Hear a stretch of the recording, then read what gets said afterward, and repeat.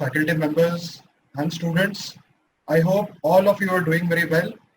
And thank you, Ajay sir, for that kind introduction. So let us start with today's topic, today's webinar, which is nothing but numerical methods for mechanical engineering. So without taking any further time, let us quickly start with the webinar session. So the topic is numerical methods for mechanical engineers. And as we all know, RISB College of Engineering has been arranging a session of webinars, which is nothing but a part of innovative learning for all. Now, let us start with the objective. So what are we going to learn in today's session?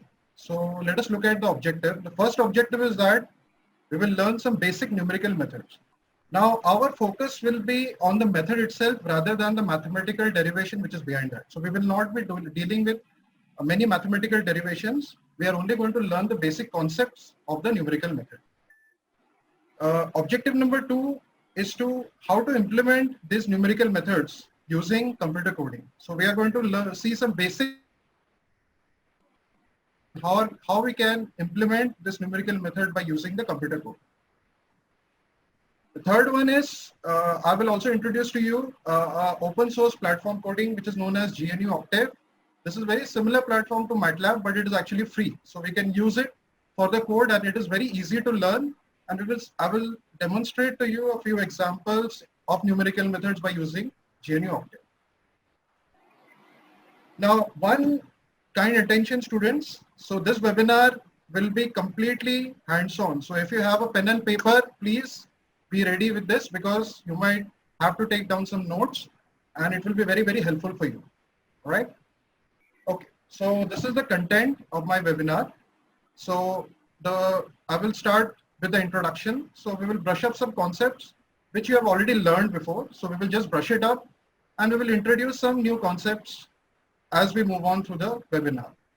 We will learn some things about error and convergence. Okay, we will see that this numerical methods that we are going to learn will have some inherent errors in it. So we have to learn about that. And then what we are going to do is we are going to see two numerical methods, one for root finding and one for integration. Now, before we actually begin the numerical method, the first thing that comes to our mind is where the application of this numerical method is. Okay, so let us look at the application. Well, these are some of the applications which I have listed where we can see the numerical methods. Well, you will not be directly able to see them in action because they are actually part of the process of system and they are written in terms of system codes. For example, in process industries, usually we have some system code which actually simulates the entire process industries. And therefore, numerical method is a very important tool in order to write those system codes. Then all the simulation software that you have seen, whether it is ANSYS or COMSOL or you can say SolidWorks, they inherently have some numerical method as a backend to it. So basically they're the building blocks for developing the simulation software. Well, as you can see, as you might have already attended some very wonderful webinars where we have introduced the autonomous vehicle propulsion, IoT, etc.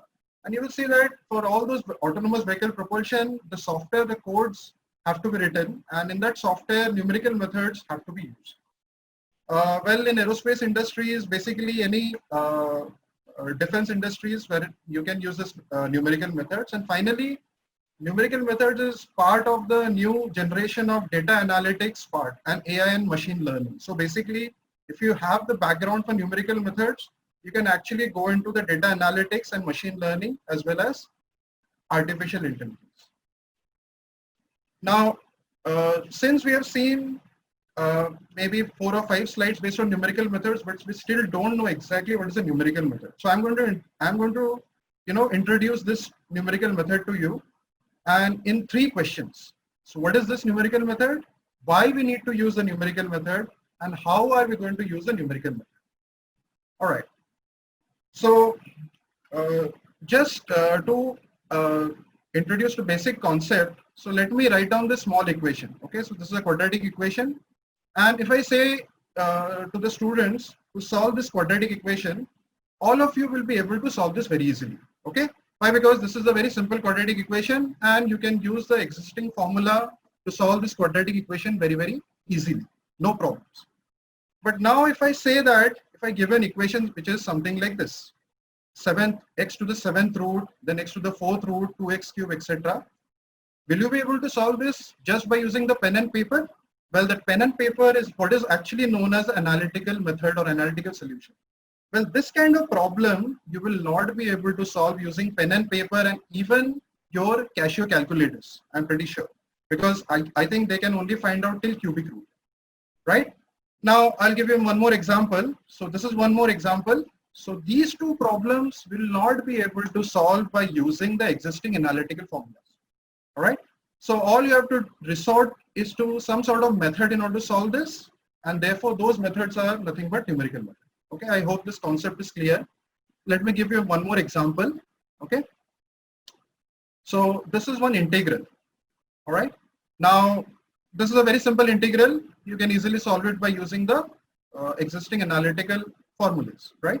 But now if I give you an equation which looks something like this, right? Will you be able to solve this by using the analytical methods? No. Of course, you'll have to take the use of help of a calculator. You cannot solve this by hand. All right. So we will see how the same procedure which actually you are solving in a calculator can easily be solved by using a computer code. And actually by solving this in a calculator, you are doing nothing but using some numerical methods. Okay. I hope this part of concept is very clear to you. All right, so now let us jump to, so we have already seen the basics of numerical method, that kind of complex mathematical problems can be solved. So let us look at this. So what is a numerical method? So now the definition becomes very, very easy. So what is a numerical method? Numerical methods are nothing but techniques by which complex mathematical problems can be solved approximately with arithmetic operations. Now here I use the word approximately because analytical methods are always exact, but numerical methods are kind of approximate. Now, why we are stressing on the mathematical problems? Because, as you all know, we have been solving mathematical problems since the first year of engineering. Okay, so all the engineering problems are actually posed in a mathematical way, and we are actually solving those problems as part of engineering problems. All right. So essentially, all the problems that are solving in engineering are nothing but mathematical problems, and that is why numerical methods is quite useful in engineering operations or engineering problems, right? Now let us look at the second question, which is why we are using the numerical methods, right? So here I will enlist some steps which we use to solve a engineering problem, right? The first thing that you do is actually give the problem description. That is the first step, right? Then what you do is that you pose the problem in a mathematical way. That is nothing but the mathematical modeling. Then you solve it by using some means, and then you use the solutions. Okay, so these are basically the 4 building blocks for any general engineering problem, right? Now where the numerical methods comes in this picture here, well, this is where the numerical method will come into an engineering problem. So the solution of the mathematical problem can easily be done by using the numerical method. Okay, so I hope this part is clear. All right, now let us take an example. Okay, so we have a problem like this. So we have a ball, right, which has got some weight and the specific gravity and some diameter, right? And this ball is actually immersed in the water. I hope second year and third year both have already encountered this kind of problem, especially if you look at fluid mechanics. We can easily, see this kind of problem, right? Now, so how do we solve this problem? So let us look at the approach first, right? So all we are using here is simple geometry, concepts of fluid statics, and Archimedes principle, right? So the first step, as we all know, is the problem description, right? What is the given data? That is the diameter, specific gravity is given, and what is to be found? That is nothing but the x. Then we build a mathematical model, right? So what is a mathematical model? Now we formulate a mathematical model by using a simple principles of fluid mechanics and mathematical model. Okay, so this is the mathematical model I have produced out of that. So we have converted the statement problem into nothing but a mathematical problem, which is nothing but a cubic equation. Okay, all right. Now we don't want to go into the derivation of this in detail, right? But if you are interested, I have a last slide in which I have actually done the derivation of this, which I can show you. All right. So for the time being, let us just assume that this is the equation which solves the problem, right? Now, how do we proceed? We actually solve this by using some arithmetic operation. So we actually use our calculator to solve this. Now, remember this, that this is the mathematical model of the problem, and you have solved it by using arithmetic operation. So essentially, you have already used a numerical method. Obviously, the numerical method that you're using is nothing but the calculator, but you're already familiar and you have already used the numerical method. But now in this webinar, we are going to see the details of how this we are going to see the details of some of the methods which will allow us to solve this kind of problems. Okay, I hope this part is clear. All right. Now, how to use a numerical method? Well, there can be two ways to use a numerical method, right? The first way is hand calculation and calculator. Okay, as I've already told you in the last slide, you have already used, in fact, all of you have used some or other kind of numerical method. The most frequent way of using that, you might have done it by using a hand calculation and the calculator, right? Now, let us look at some of the aspects of hand calculation and calculator. Well, the first pro is that we have been very well trained on them. So we have been using the hand calculator and the calculator since the first year. So basically we are very well trained, and all the university problems that you are solving are by using the hand calculator. But remember, you are using some numerical methods to actually solve them, right? But there are some cons of that. So what are the cons? Basically, engineering equation in real life will not be as simple as the university paper or the problem that I have shown you. Okay, so you might have a problem which might be 7th order. You might have a problem which might be a 4th order, which may not be able to solve it by using a calculator. Okay, and the second thing is that when you're using a hand and a calculator, the error can be pretty high. All right, so therefore, keeping this in mind, we can actually move on to a best possible solution, which is nothing but the use of a computer. So we will see certain advantages by using the computer. Okay, so we can see that in the computer, no matter how complex is the mathematical equation, we can easily solve it by using a computer. Okay, so all the complexities we can easily solve it by using a computer. And the second part is that the computer programming, if you want to, it can easily automate the process, right? So for example, in the hand calculation method, if the input data changes, you will have to once again redo the calculation. Okay, all right. So let us go ahead.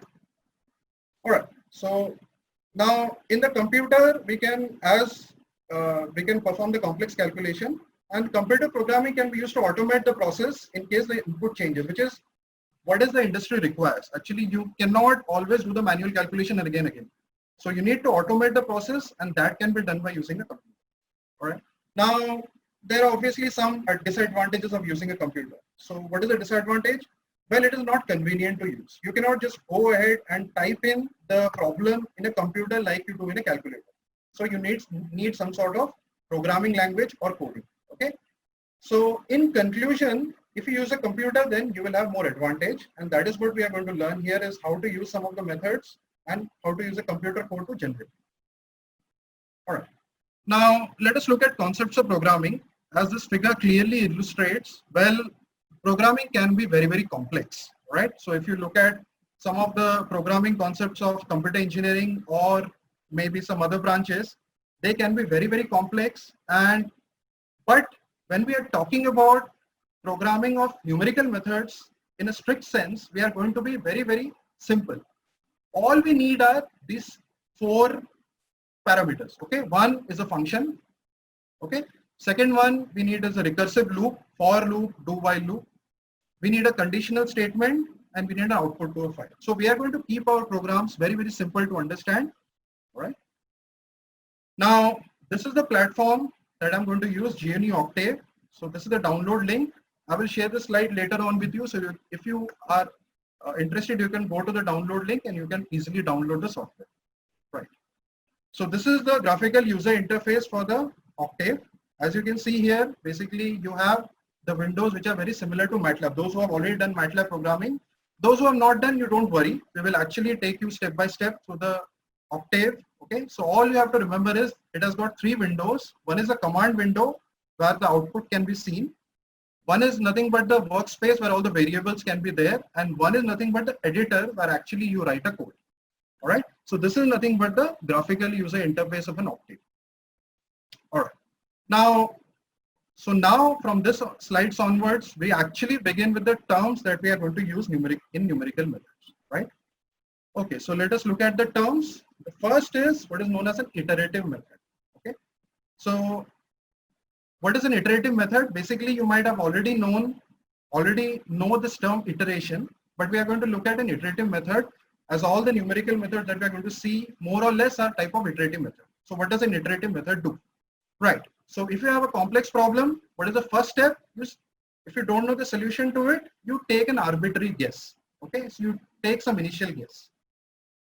Then you do a sequence of operation which actually improves the approximate solution. Okay, so take an initial guess and then perform some operation on it which actually improves the initial guess. Then repeat the sequence of operation until the error is minimized. Right. So this is nothing but these are the three features of a iterative method, or in a nutshell, we can say that it is nothing but a predictor-corrector approach. What you do is that you predict any arbitrary guess, and then you apply some sort of sequence of operation, which is nothing but my numerical method, right? And you improve the approximate solution, and then you keep on applying that method until you obtain an error which is really minimized, right? Okay, so that is nothing but the idea of iterative method. Now, when you have an iterative method, how do you know that the error is minimized, right? So when you talk about the error minimization, you talk about convergence, right? So this error which is minimized is what is known as a convergence of the solution. Okay, so when the error becomes minimum, then we know that the solution is converged, right? Now we'll take an example. I'll take an example to show you this. So this is my E. Okay, the value of E is given here. It is something 7 places of decimal I've taken, right? And if you see mathematically, E is given by this formula. Okay, it's an infinite series. Okay, right. Now, if I take two terms, so I want to calculate E. So that means E raised to 1, right? So if I take two terms, the value comes out to be 1 plus 1, that is 2. And then we have this error. Okay. Similarly, if I take 3 terms, the value is 2.5. We take 4 terms, the value comes out to be 2.66. Okay, and so on and so forth, right? So you see that till the 10th term, the value almost comes out to be very, very close to this actual value, which is, and the error you see comes out to be very, very small. Okay, of the order of 10 raised to minus 6. So this is what is known as convergence, and we see that by 10th term, actually this E has actually converged. Right? So you need 10 terms in the series for E to converge to this value, right? So therefore we say that now in this case you already knew the value of E, okay? But in some iterative methods, the value might not be known, right? So how do you calculate the error in that case? That error can be calculated by comparing two successive approximations, as I've already told you in the iterative method. So two successive operations, if you compare, you can easily calculate the error. All right. So now once we talked about error, let me talk about some of the errors in numerical methods. So now we want to know that how approximate the solution. As I told you earlier, that actually they will the numerical method will give you an approximate solution to a mathematical problem. It will not be accurate. Now how approximate the solution? Whether we can use it or not, right? So we will define it by nothing but a term which is known as a true error. So true error is nothing but the true value minus the approximate value, as I've already seen in the previous slide, right? We have taken the true value of E minus the approximate value we calculated by using the approximation, right? Or we can define what is known as a relative error, which is nothing but true error divided by true value, right? Now, there might be many cases in which the true value might not be known, okay? Which will happen in most of the numerical cases. So what will happen? What do we do? So if we don't know the true value, then what do we do is that we take the error to be the difference between two successive iterations. Okay. And once again, we define the relative error as the error divided by the most recent approximate value or the most recent iteration. That is how we define the error, because we don't know the true value of the method. Okay. We don't know what is the true value that is going to come out, right? So now as I've already defined convergence, or I've already explained convergence to you. Now we need this convergence criteria which is based upon the error. Why we need the convergence criteria? Because we have to determine the accuracy of the result, okay? And also we need to stop our program. So our program will be nothing but something like a recursive loop, right? So we need some criteria in order to stop the loop. That is what we need the convergence criteria for. Now, a good error or a good criteria which you can use, it will depend upon the method that you're using for the error, but a good relative error of 1 into 10 raised to minus 5 will be enough for you for the method to be very, very accurate. So all those who are thinking about that actually numerical method, sir told that is approximate, well, you see that the error is of the order of 10 raised to minus 5. So that much accuracy we can actually obtain. Right. So what are the sources of error? Well, these are the sources of error in numerical method. One is the round off error that is caused due to the round off of the values. Okay. And if you use more significant digits, you can actually minimize this round off error. Right. And this round off error is completely machine dependent. Right. So if you're using a computer, then the number of significant digits are very, very large. All right. So you don't have to really worry about the round off error if you're using a computer. The second error is a truncation error, right? So this is caused by the approximation of the mathematical procedure.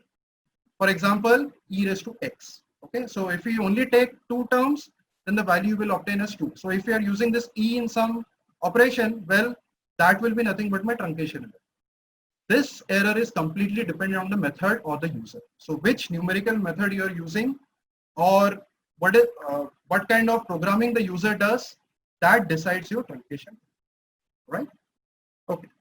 So now let us look at the type of problems which can be solved by using numerical method.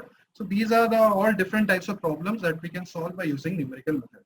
We can solve nonlinear equation. We can solve linear equation. This in fact can be used in fact many of the simulation software which solves lots of linear equation. Okay. We can solve differentiation. We can solve integration. Data fitting, as you have already told you that data analytics and machine learning, AI, well, data fitting is one of the very important part of that. And in using numerical methods, we can actually fit data to a given polynomial. We can always solve ordinary differential equation. We can also solve partial differential equation. Now, as part of the webinar, it's very difficult for me to introduce or give in details of all these methods. So what we'll try to do is that we'll try to pick up a couple of methods out of this, and I will try to give you a little bit detail about those methods. Okay, so let us jump in to the world of numerical methods. All right, so the numerical method I'm going to introduce here is a nonlinear equation. Okay, so basically we are trying to find out what is the value of x which will satisfy this equation, or in other words, what is the root of these equations. Okay. So the method that we are going to use is what is known as a non-linear equation solver. All right. Okay. So if you plot this equation x minus e raised to x is cos x equal to 0, you will see that you will obtain a curve which is something like this, and we know that a root will lie between 1 and 1.5. Okay.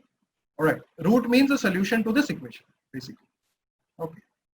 Now let us look at one of the method which by which nonlinear equation can be solved, and this method is what is known as a Newton-Raphson method. You might have already heard this when you might have been doing applied mathematics. Okay, so this method you might have already applied or used, but here I will explain to you what exactly the basis of the method is. So suppose we have a curve like this, right? In the Newton-Raphson method, what we do is that we take an initial guess xi. So this is my initial guess xi. Okay.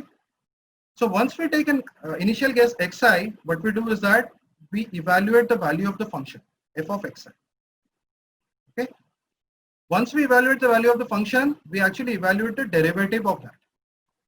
And wherever the derivative means actually the slope at this point xi. Okay. So wherever this derivative or the slope cuts this x-axis, that will be nothing but my second guess. So essentially, you will see that the next best approximation is nothing but a function of the actual value of the function and its derivative f dash x. Okay, So this is nothing but the basis of Newton-Raphson method. And if you apply this method successively, finally you are going to find out a root. Okay. So now let us look at this algorithm in a statement way. Okay. So how can we write this in terms of statement? So the first thing is that you evaluate f dash x symbolically. Okay. So if the equation is given, you can evaluate the derivative. You set the tolerance. Then you use an initial guess. So you can use any arbitrary initial guess. And then you can find out the next best approximation as a xi, which is nothing but the initial guess, minus f of x, which is nothing but the value of the function divided by f dash x. Okay, so this is f of xi divided by f dash x. So this is nothing but my estimation of new root. Okay, and then you find out the error, which is nothing but, as I've told you, the relative error that you find out. And if the error is less than the tolerance that we have set, then you exit. Otherwise, you keep on repeating the process until the roots are found. Okay, so this is nothing but the algorithm by which Newton-Raphson can be implemented.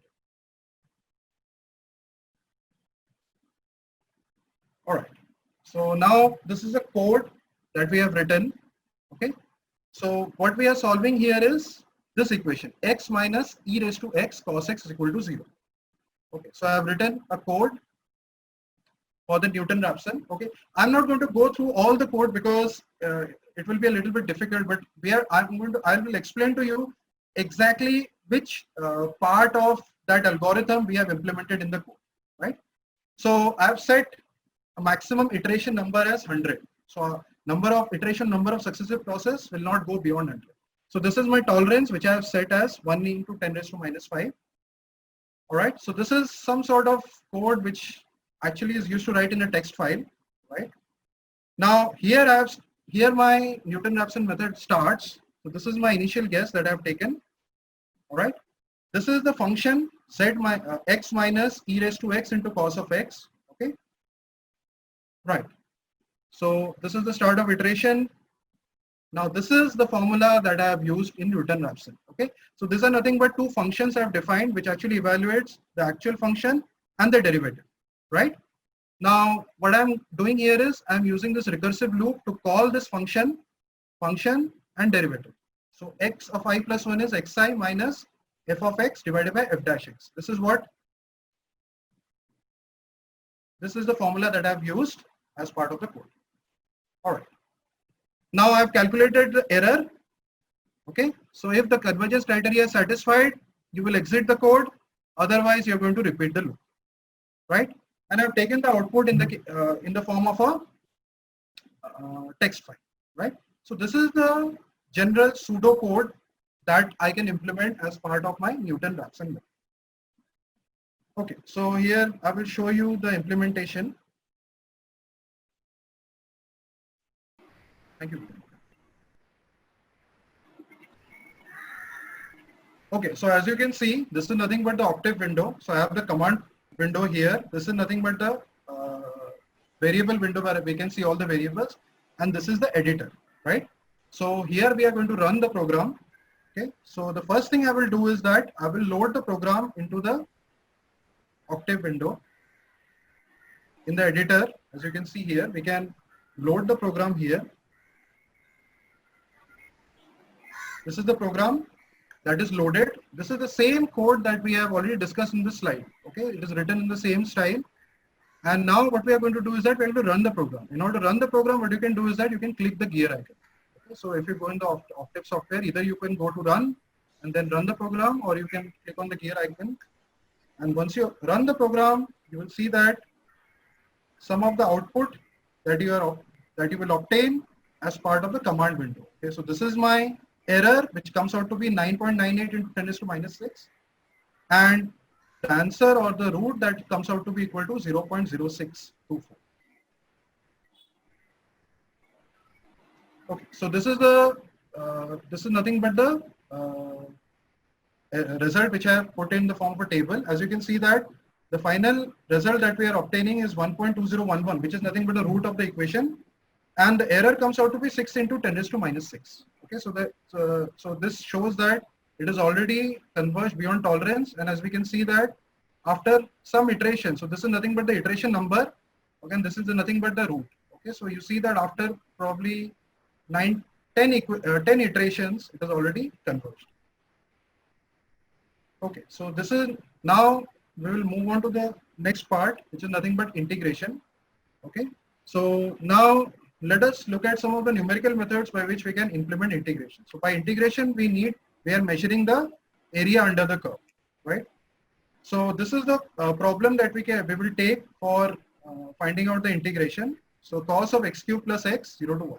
We are trying to find out, calculate the area. Okay, so the upper limit is actually here.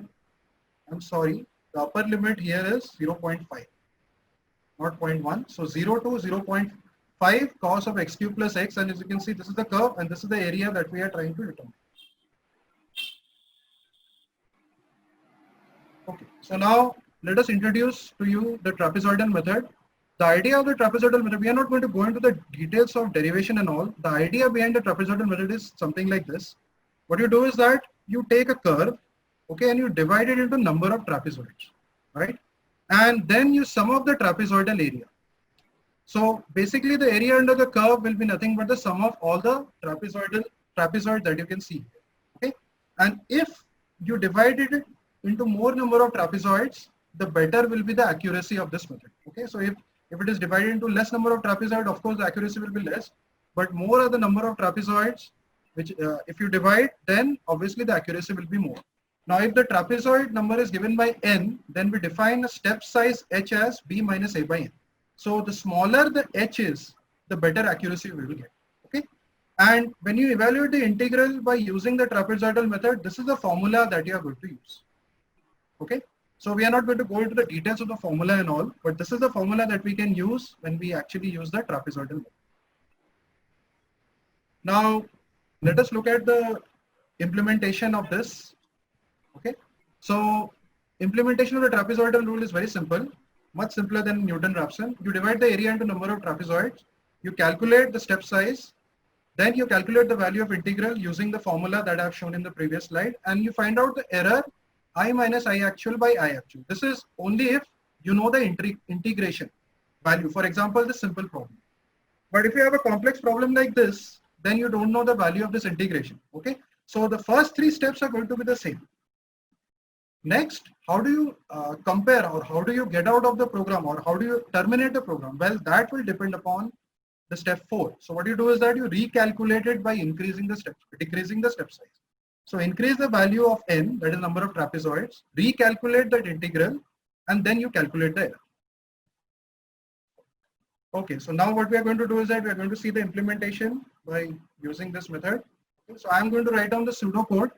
I will share this. I will not go through the code in detail. I will just share this slides with you. You can actually go through the code in detail.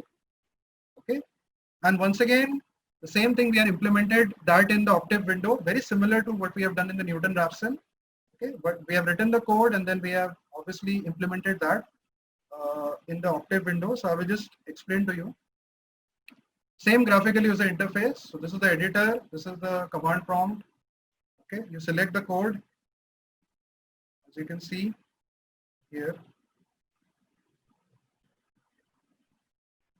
Yeah, this is the code for the trapezoidal method, and we are finding out the integration of cos of x cube plus x. Okay, so don't forget that. And once we implement the code, you see that we run the code. Okay, you see that this is the value of the integral that we obtain by using the trapezoidal method. Okay, so these are the trapezoidal method, and you can see that on if n is equal to 21, number of trapezoids is 21, then of course it is converged, right? Okay, so now let us go revisit the problem. So how much is the ball underwater? We will solve this by using the Newton-Raphson method. If you don't forget that. So we are going to solve this problem. This is a nonlinear equation, and we are going to use the Newton-Raphson method to solve it. Okay. So I'm not going to go into the detail of code and all. I've already written the code. I've already shown you the code. The same code I've used here, and now I've obtained the result. Okay, so it comes out to be 0.1465.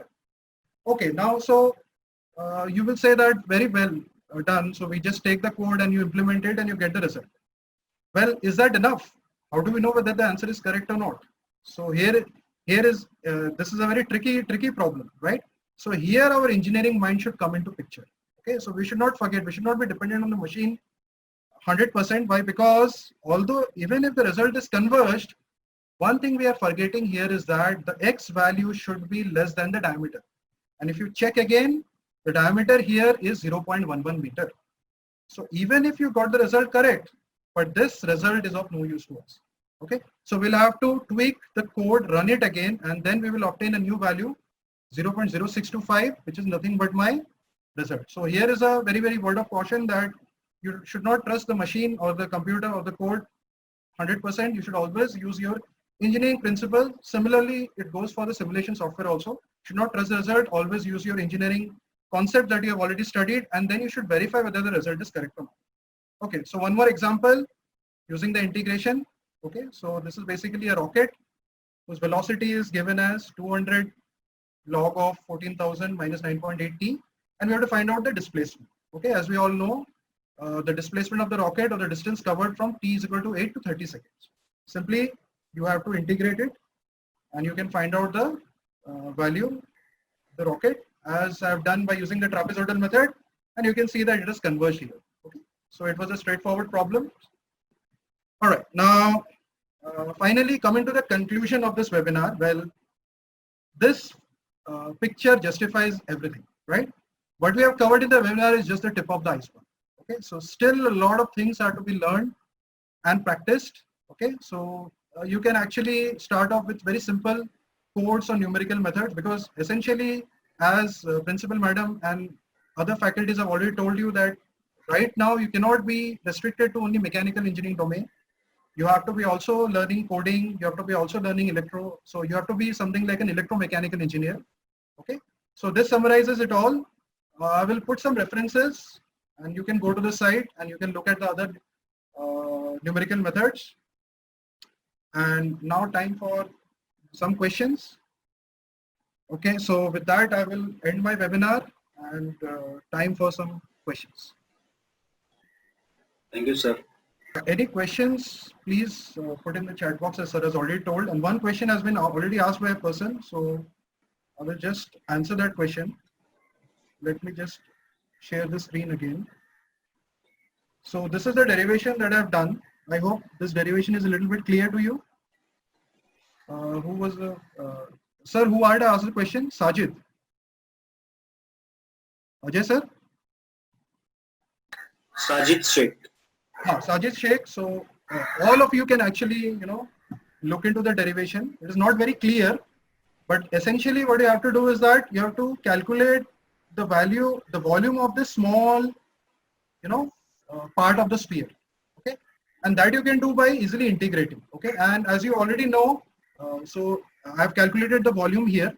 This is the volume displaced, and you already know the Archimedes principle that the volume, the weight of the sphere will be, if it is floating, weight of the sphere will be nothing but weight of the water displaced.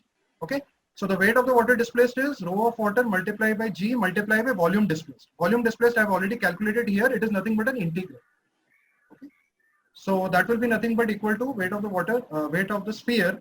Weight of the sphere is given as specific gravity multiplied by volume. So 0.6 into 4/3 into pi r cube.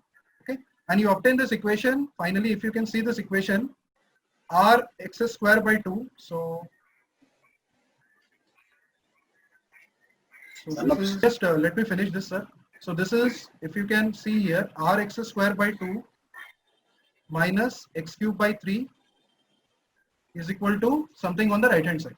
And r is already known. Okay, we have already seen this, r is already known. So therefore, by this way, you can actually calculate the value of that equation. That equation you will obtain. Okay, that x cube equation that you will obtain by using the this derivation. Yeah. So yes, one question from Osama Khan. Okay. The question is, can the same code be used for such kind of problems, or does it need to be altered depending on the problem? Yeah, okay, very good question, Osama. Okay, so that is the idea of using a computer, okay, as I told you before. So you can actually automate it, right? You can write one set of code, and that code can be used for any different type of problem depending upon the input value. Okay, of course, some problem may be a little bit too complex, so where you have to kind of slightly tweak the code. For example, you have to change the tolerance, or you might have to write down the code in a certain different way. But more or less, the majority portion of the code actually remains the same. That is the advantage of using a computer. That is the advantage of using basically that is the advantage of using a computer for solving the numerical method over hand and calculator. So in hand and calculator method, you have to keep on resolving it again and again. So that manual part is actually removed. That is why we tend to use computer coding everywhere. Okay, I hope this explains the question that you have asked. So one more question from Smith Shah. Okay. Is weight residual method also one of the numerical method? Yes, absolutely. Weighted residual method is one of the numerical method, definitely. That you might have already learned in finite element principles. Okay, so I'm not covering the finite element here. We are only covering the basic. So basically, these numerical methods are the building blocks. So remember, in weighted residual method, you have to integrate, right? What if the integration function is a complicated function? You will not be able to do it by hand.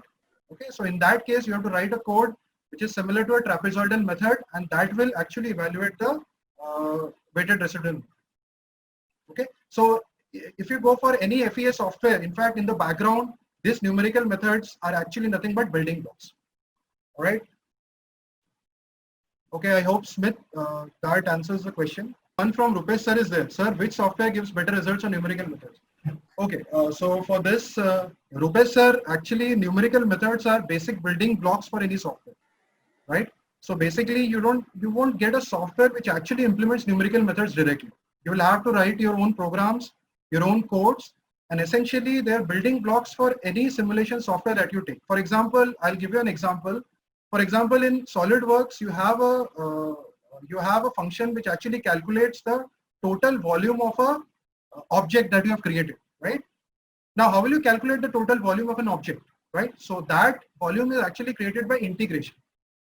Now, when you actually want to integrate it, you cannot directly do it by hand on a computer. You cannot integrate like you do with a pen and paper, right? So basically, computer stores each and every value of a feature as a numerical value on the computer, and all you do is actually numerically integrate that to obtain the property that is nothing but the volume of a sphere or whatever feature that you have created. Okay, so that is one way to do it. The second one is obviously if you look in SolidWorks, you have modules for optimization. Well, optimization is actually nothing but a numerical method. It's a numerical technique. So there are certain optimization codes that you can run. Basically, optimization is a numerical technique, right? So essentially, these are all building blocks of any software. Okay, one question from Amol sir is there. Is Octave better than MATLAB for numerical methods? Sir, actually the background or the backend coding of both Octave and MATLAB are very similar. The only difference is that Octave is a freeware, free source, can be used. Obviously, it will not have all the features that are there in the MATLAB, but for basic purposes like solving numerical methods, solving small codes, we can always use Octave. So therefore, it's just an open source platform, can be freely shared. Okay, but however, MATLAB is a proprietary software. That is the only difference. I personally have worked on both of them, and I don't see much difference. In fact, the code of MATLAB also run very well in Octave. Most of the functions that are used in MATLAB can be easily used in Octave.